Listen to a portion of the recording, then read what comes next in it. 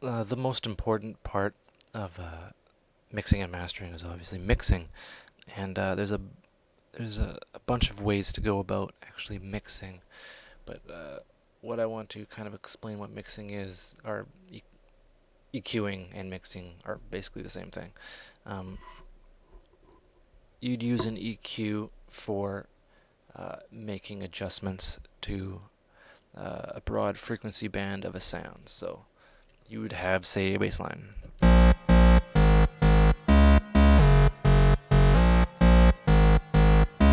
You'd have that, say, you'd want to, say, boost the lows a bit.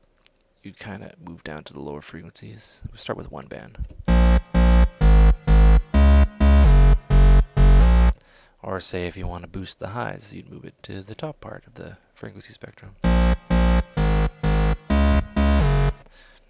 You want to take away the bass, you'd move it down to the low end. It's kind of like the EQ in your car. If you want to kind of phase it. So basically, you just have basically a node that selects the frequency you want to alter, and there's a number of ways you can alter the frequency. You can boost it like this, but if you want to kind of leave the frequencies around it alone, you'd adjust the filter Q, and it selects the bandwidth. So you'd get something kind of ringy.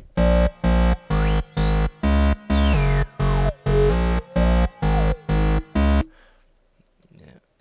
Or you can do the exact opposite if you want to be really surgical with your EQ.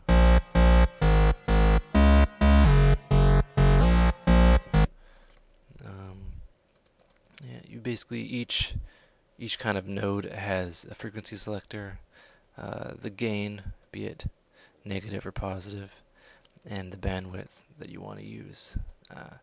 And what you can do is you can add as many as 8 as you'd like for the Ableton EQ. And you can just... And you gotta remember that each one affects the other adjacent to it. And that's how you would sculpt the sound that that you're going for. And there's a few ways, a few filter modes. You have the low cut, so everything below the low, no, everything above, now everything below the node is cut off. So it's basically a high pass filter. You have your shelf, your low shelf, and it's good for, say if you have a guitar track, as an example, you'd lower all these frequencies, but you'd have to compensate for the frequencies above just to keep it tonally accurate. So the lower it goes, the more this part boosts. If you don't, and you just kind of do that, sounds kind of dead, but you'd have to.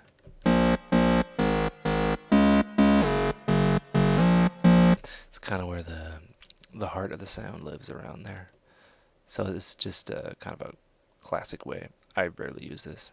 You have your cut, which we all know, cut or valley. Or you can make like an ocean. But not usually. If your other cut, this is an extreme cut.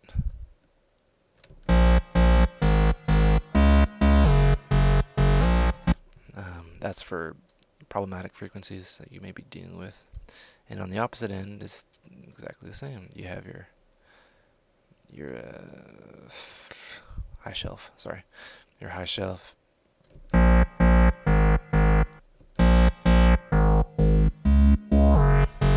And your low pass.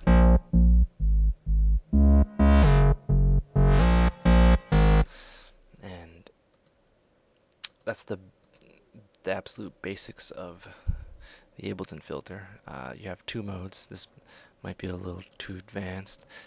You have two other modes. You have your stereo, which it affects your left and right at the same kind of rate. Your left and right, you can EQ the left and right area if you have a stereo sound. You can EQ them separately. So on the right on your speaker, it should be a high Christmas, and on the low,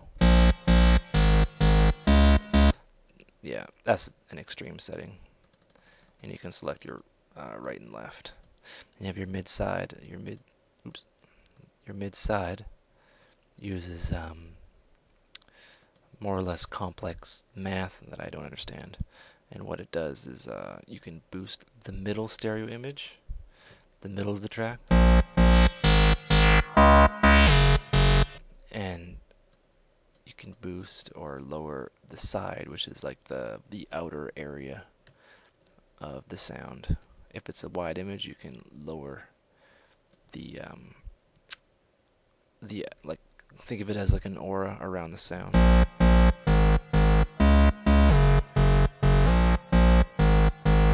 And that's good for kind of boosting the outside kind of sounds of your sound. Probably hear a better example here. So you have the wideness of the clap.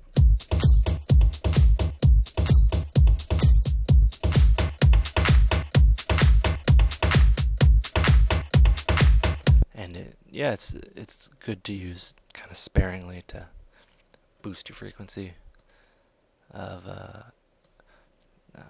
get an overall like wider sound. I don't know how it works, but it works somehow. So this is a parametric EQ, and this one is just like a console style EQ. This is something you find on a mixer, like a DJ mixer. And you have absolute cut for everything. The low, mid, and high.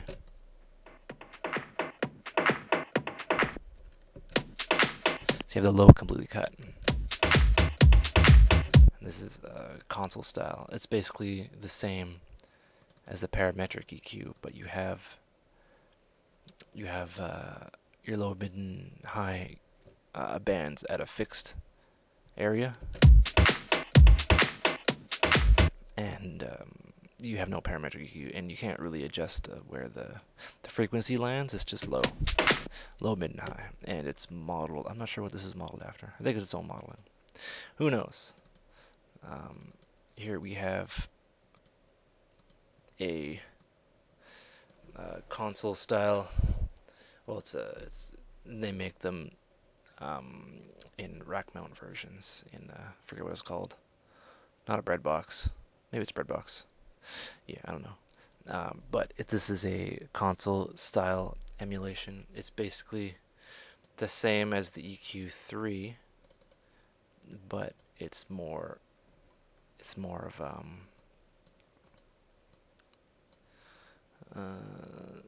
yeah, it's just different, really. It adds saturation. It has like its own little algorithm. You'll find that no two EQs are exactly alike. They all have like their different kind of nuances, especially these. Oh, I might want to turn it on. So you hear it.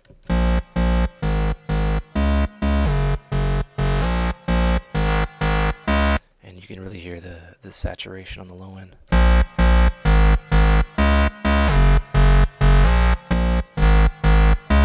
Like it doesn't clip or get muddy like the EQ8 in Ableton, but it adds a saturation that Ableton EQ8 doesn't add. It sounds less digital, and these kind of applications you'd use maybe vocals, and you'd use it just a little bit.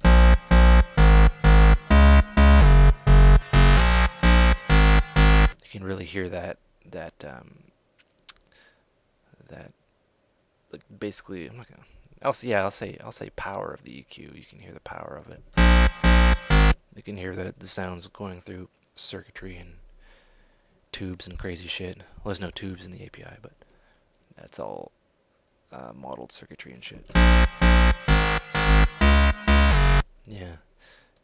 And on the other side of the spectrum, I'll close that. What we have is another EQ, a parametric EQ. This is a parametric EQ, but this one is linear phase, and linear phase means that it's more of an accurate EQ.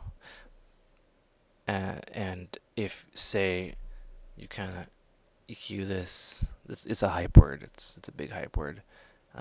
It prevents phasing. So what you EQ here would come a little bit after the parts that aren't EQ'd, and usually you can hear it, but a lot of people are like really anal about that sort of thing. Oh, might want to turn it on. Sorry. Yeah. You can be accurate and low ripple and normal. You just kind of experiment with it. It snaps to where it kind of wants you to go. But I can't hear the difference between doing this and using the EQ8. But it's just another EQ you can experiment with. We have the Waves EQ, the Q10. This is it's another EQ that it's a parametric EQ or paragraphic. This has it's a different flavor. I use it sometimes because I don't know, it just sounds nice. Well, to me, subjectively. I'll use this on the master bus, and yeah, just because it's accurate,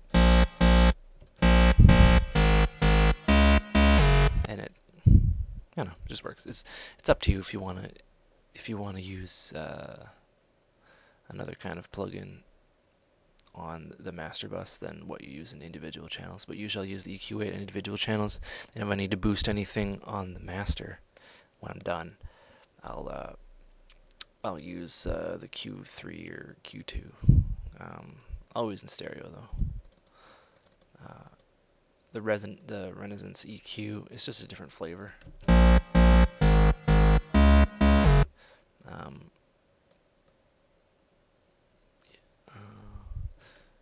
Basically, it's more of an older style parametric EQ. It's kind of old school in a way.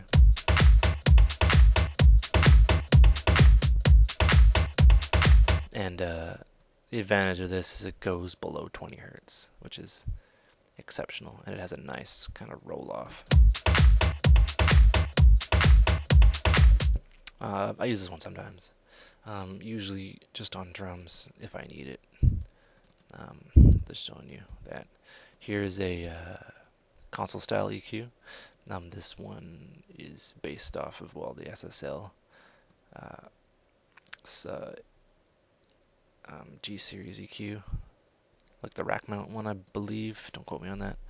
And it's used on quite a bit of pop records, the actual one. But this one introduces not digital hum, but more of a an analog hum. It kind of adds a tonal quality to it.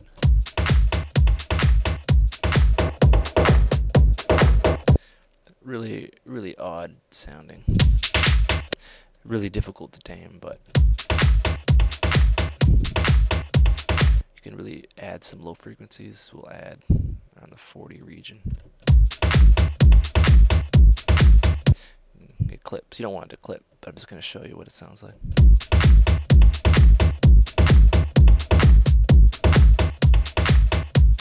You compare that to the API. It's a completely different flavor. And that's the SSL G Series. This is the SSL G channel, which is the Big Brother, which is actually in the console desk. Kind of the same thing, but it has a compressor built into it.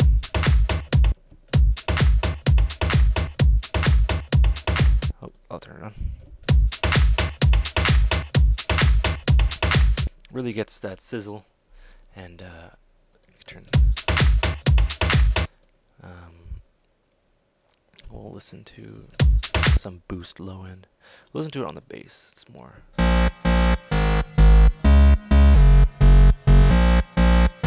It's a good way to add some low end. It's easy to do so, and it just sounds cool to run it through an SSL desk, or pretend you are. We'll make believe we are today. This is the VEQ, which is a retro style, kind of some you'd hear from the 60s and 70s. And it has fixed bands you can alter, and that's what they'd only use those bands for rock music. These were built just for rock music. So if you're going for something crazy,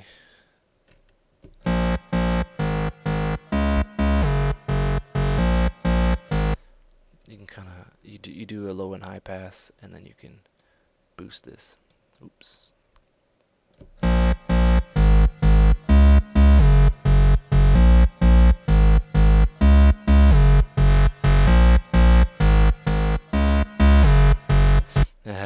It has a lot of saturation, and it sounds quite nice. It's good for some things, not for everything. And then we have the Granddaddy. Well, not the Granddaddy. This is one of the most robust parametric EQs out there.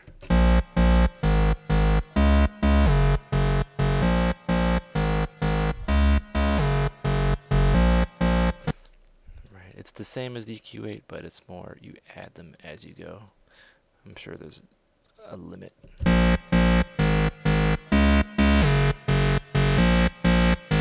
I have 6 on there now, and you can use a pre or post EQ analyzer.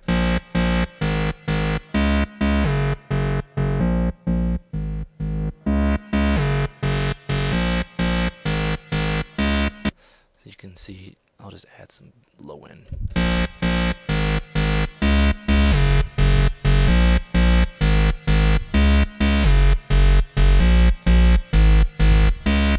And yeah, it's quite a robust looking EQ. It's very pretty to look at. And yeah, it has a linear phase mode. Introduces latency, but I believe it renders with linear phase automatically, and it's pretty fun. Pretty fun, that one. And that is our introduction to EQs and the types you'll be using. Basically, you can just get away with using just regular EQ8, but you know, if you get bored like me and you want to add automatic kind of saturation, you want something that's kind of goes back in time, and it's a good way to make a unique sound, experimenting with different EQs and then using them in a chain. Don't use just one. You can use the API or the SSL, and then run the ProQ through it to be more surgical, and then boost what you already have there, and you'll get a nice kind of, I don't know, warm/digital sound, and it's pretty positive. So we're going on 19 minutes. I've rambled on long enough.